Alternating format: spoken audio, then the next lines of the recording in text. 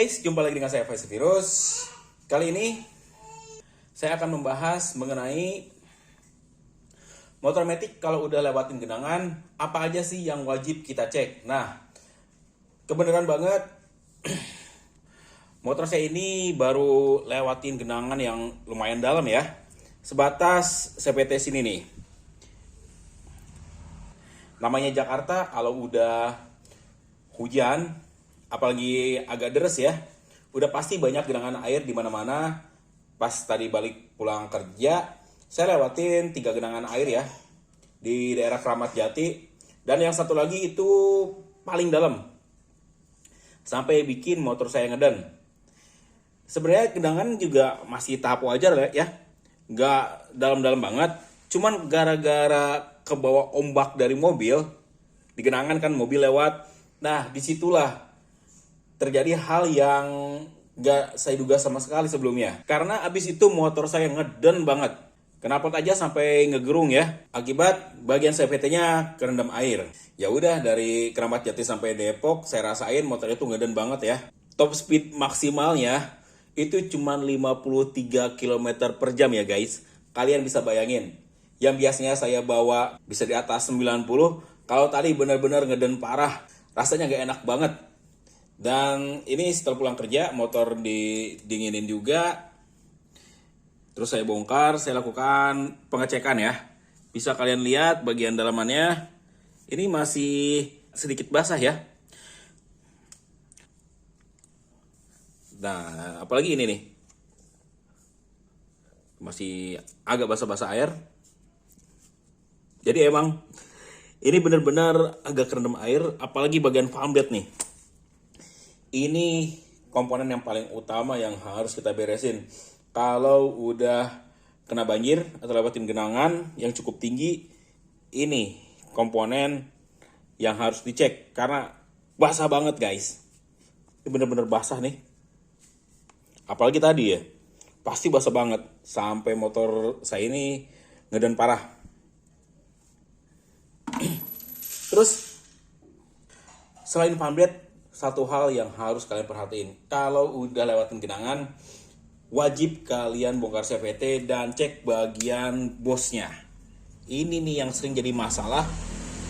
Kalau habis kena genangan, nggak kita cek, si air nyelesep masuk, nggak kekontrol, bosnya itu bisa macet. Saya kejadian udah 3 kali ya, dengan hal yang sama. Pulang kerja lewat genangan, karena capek saya nggak langsung bongkar motor. Ditunggu 1-2 hari kemudian baru saya bongkar. Hasilnya bosnya macet udah 2 kali. Yang terakhir itu cukup lumayan parah ya. Di sini sampai ada garisnya nih, saking macetnya. Cuman waktu itu videonya agak kepotong dan file mentahannya belum ketemu sampai sekarang. Nah ini nih yang harus diwaspadai. Jadi wajib bongkar dan bersihin bagian bosnya juga ya. Jangan sampai ada basahan-basahan dari air. Ini basah airnya nggak kelihatan ya, yang ada di bos. Karena kan saya kasih grease sedikit, jadi agak kecampur sama si grease-nya. Tapi tuh di sini ada basah airnya guys. Kalau saya colok kayak gini nih bagian bosnya, dibiarin akibatnya bisa fatal nih, bisa berkarat lagi dan bikin bosnya macet. Nah untuk bagian rumah loader juga kita cek juga ya. Wah tuh, nih guys, ini juga basah air ya. Tuh, bagian tutupnya aja udah basah, di dalamnya sih terlihat kering ya. Cuman debunya jadi agak rontok aja nih, debu-debu yang nempel.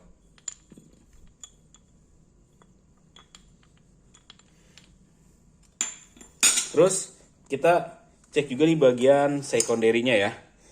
Sekonderinya apakah kemasukan air juga apa enggak ya. Kita terawang aja, terutama di bagian ininya nih. Kalau ada kotoran-kotoran seperti ini nih, kita bersihin juga. Coba tuh ada tuh. Kalau ini sih sisa-sisa grease ya. Terus di bagian belakangnya juga nih, bagian lahar bambunya, wah basah guys, agak basah ya. Ini harus kita bersihin juga. Dan nanti kita kasih grease lagi ya yang baru. Kita akan cek lagi bagian CVT-nya yang lain. Apakah bagian ini juga kena rembesan? Aman lah ya bagian seal-sealnya.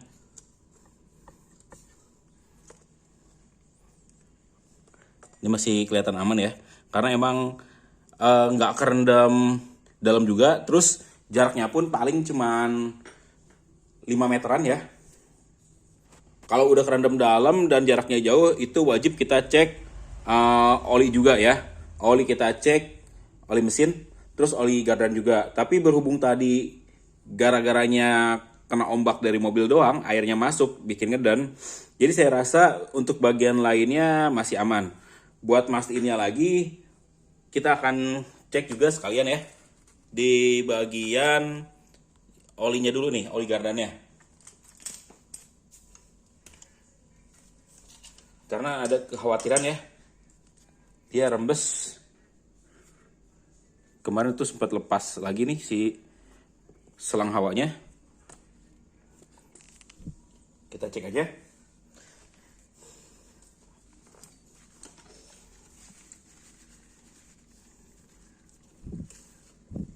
Saya lepasin tisu dulu ya, biar nggak cacat si tutup oli gardannya.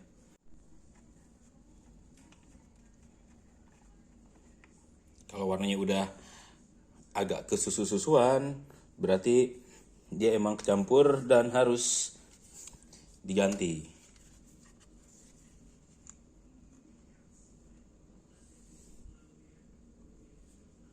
Nah, kalau warna sih aman ya. Dia emang olinya warna merah yang saya masukin. Pakai oli transmisi mobil ya. Makanya warnanya merah. Aman ya. Untuk oli gardan masih aman. Dan saya rasa oli mesin pun dia aman juga. Tapi nggak ada salahnya ya. Mungkin nanti kalian beda cerita lewat genangannya tinggi dan panjang juga.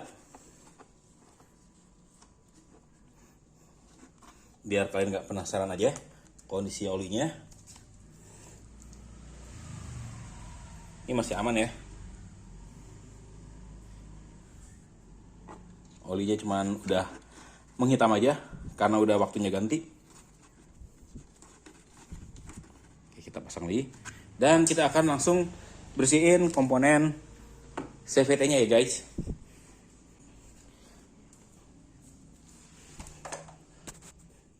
Untuk proses pembersihannya sendiri, saya nggak mau pakai cara yang ribet ya.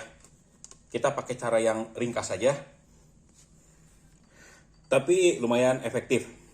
Kita bisa lakukan pembersihan pertama kali dari bagian bosnya ini.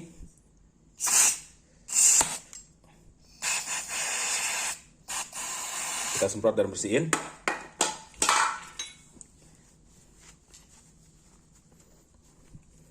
Kalau cepet banget kita bisa pakai carb cleaner ya.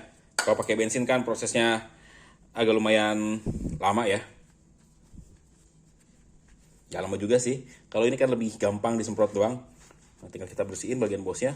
Dan bagian tengah bosnya harus benar-benar kering lagi ya. Ini udah bersih. Terus biasanya kalau udah gesekan sama valve bed yang kena air, ini kondisi puli juga agak kurang bagus ya.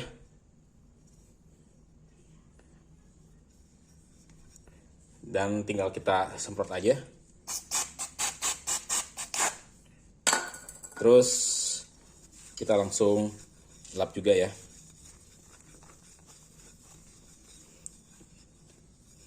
Kita bikin cara yang simple. cepat dan efektif. Tadinya saya juga mau langsung bongkar di jalan, cuman berhubung sampai rumah pun hujan terus, jadi nggak sempet buat mampir-mampir dulu ya. Sama bagian rumah lornya juga.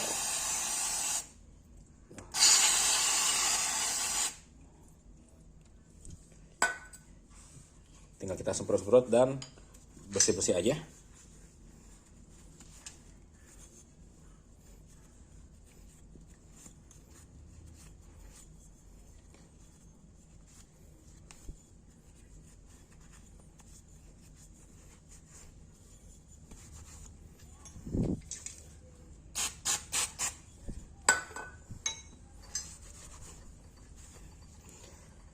Terus tadi tutup rumah lornya juga kan kelihatan agak basah ya. Bisa kita lap aja deh kalau kayak gini belakangnya, karena kan nggak kotor-kotor banget ya. Tinggal kita doang tuh. Dan untuk bagian sekunderinya, berhubung kemarin saya kan baru ganti seal ya, jadi kemungkinan ada rembesan ke dalamnya sangat minim ya. Sealnya baru ganti dan o-ringnya juga baru ganti, jadi gak ada kemungkinan si air masuk nyelesep ke dalam ya. Tapi saya akan bersihin bagian dalaman pulinya aja. Tinggal kita semprot aja.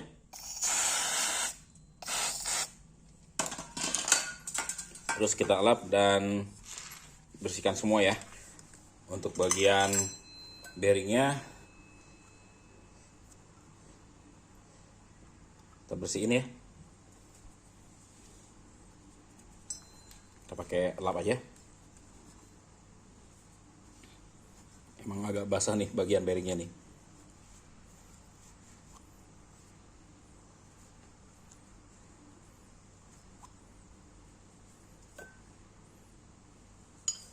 Kalau nggak kita bersihin nanti berkarat.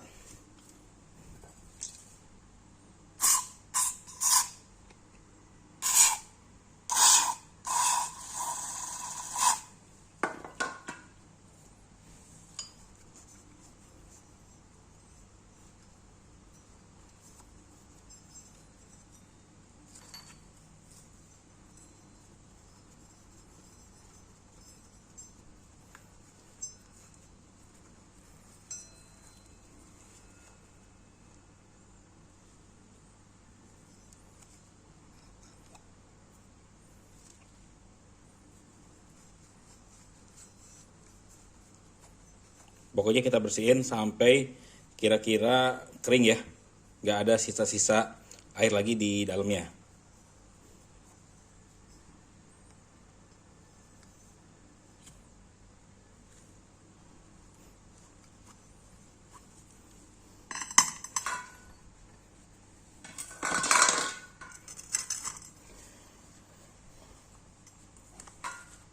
Terus kita kasih grease lagi ya guys.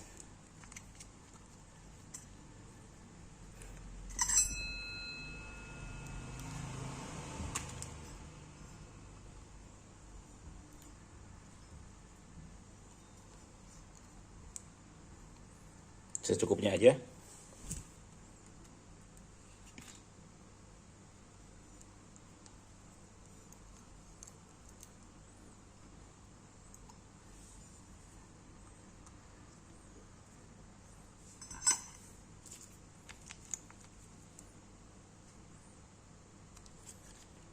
Kita kasih bagian dalamnya juga ya.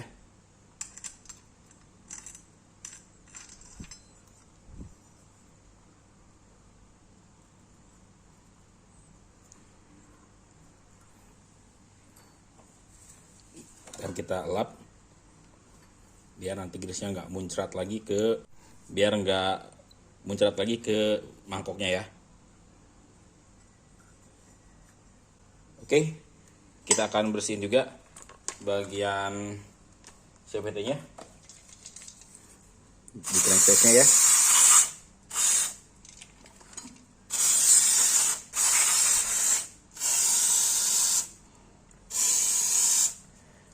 Kalau bisa jangan kena bagian seal ya. biar nggak getah sealnya.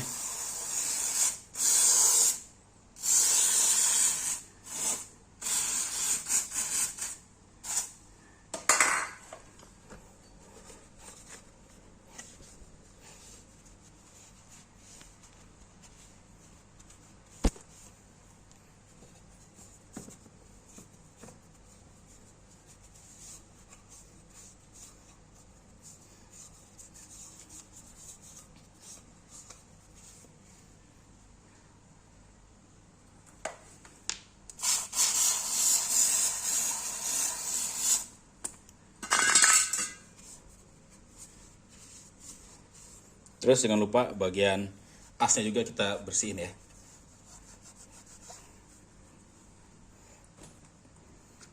Kalau udah kita kasih grease juga di bagian asnya.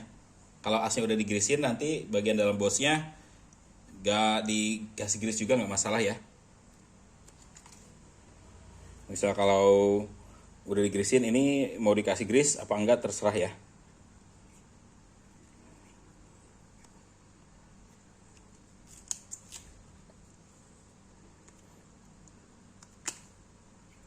Biar nggak ngarat aja ya.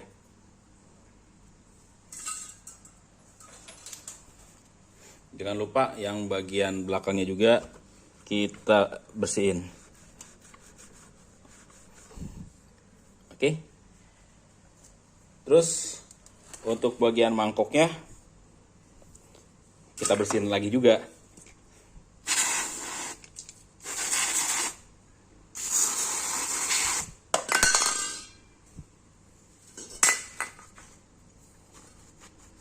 Pokoknya kita bersihin semua komponen-komponennya. Terakhir kita cek bagian kampas gandanya. Apakah dia basah atau enggak, kita wajib cek juga ya. Ini berarti harus dibongkar juga ya.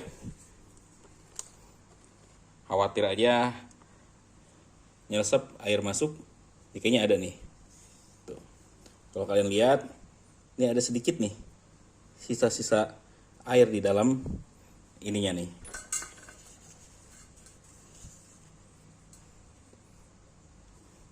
Buat mastiin banget, kita bongkar aja ya.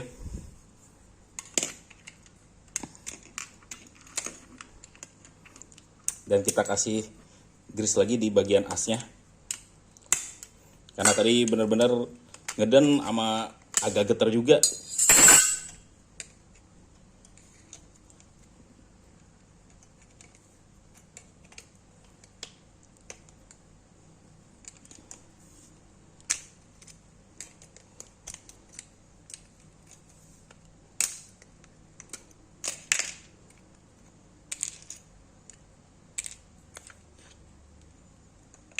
Wah, ternyata bagian ininya ada yang pecah satu nih guys.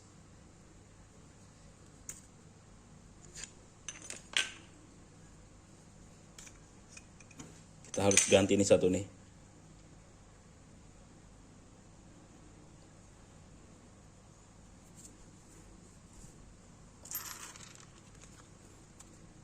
Pantesan ngegeredeg, ininya pecah satu.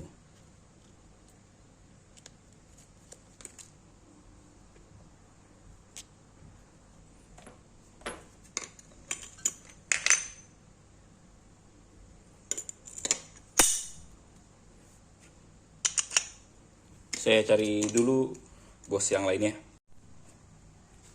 Untungnya masih ada stok ya. Mana tadi yang pecahnya? Nah, ukurannya sama karena sama-sama buat Mio M3.